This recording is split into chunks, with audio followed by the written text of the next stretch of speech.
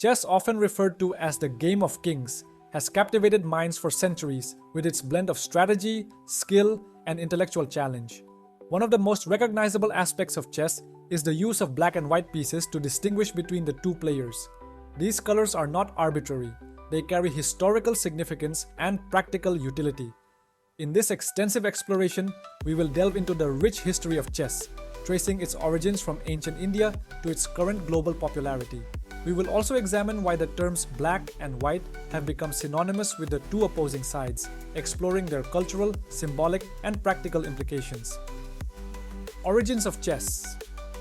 The roots of chess can be traced back to northern India during the Gupta Empire in the 6th century.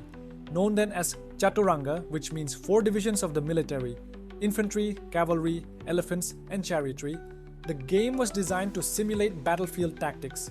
Each division was represented by a different type of piece: pawns for infantry, knights for cavalry, bishops for elephants, and rooks for chariots. The objective was to checkmate the opponent's king, symbolizing victory on the battlefield. From India, Chaturanga spread to Persia, where it became known as Shatranj. Persian scholars and nobility embraced the game, refining its rules and strategies. The Persians introduced the concept of check and checkmate, adding depth and complexity to the game. During the Islamic conquests, Shatranj traveled further west, reaching the Arab world. Islamic scholars and rulers were fascinated by the game, and it quickly gained popularity across the Middle East. One significant change during this period was the transformation of figurative pieces into abstract shapes. Due to religious prohibitions against idolatry, the elaborate Indian and Persian pieces were replaced with simpler geometric forms. This shift laid the groundwork for the more abstract design of modern chess pieces. By the 10th century, chess had reached Europe, brought by traders and crusaders returning from the Middle East. European scholars and nobility were immediately drawn to the game's strategic depth and intellectual challenge. However, the game underwent further refinements to suit European tastes and sensibilities. In medieval Europe, chess became a favorite pastime among the aristocracy. It was seen as a noble pursuit, reflecting the ideals of chivalry and courtly manners. The game's association with royalty and nobility solidified its status as a prestigious activity.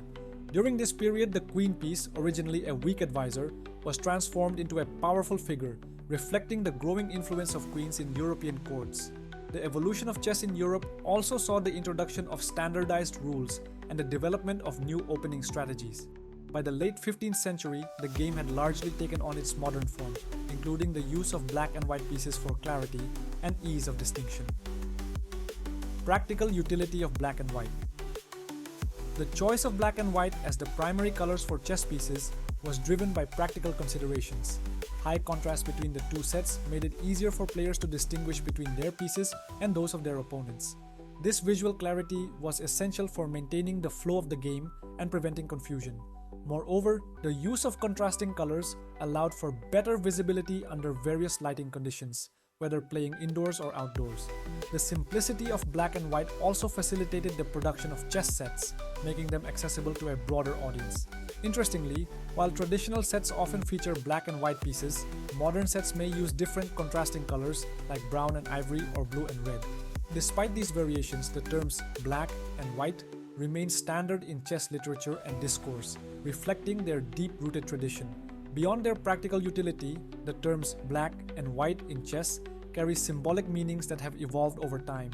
In many cultures, these colors represent opposing forces: light versus dark, good versus evil, order versus chaos. This duality adds a layer of metaphorical richness to the game, inviting players to reflect on deeper philosophical questions.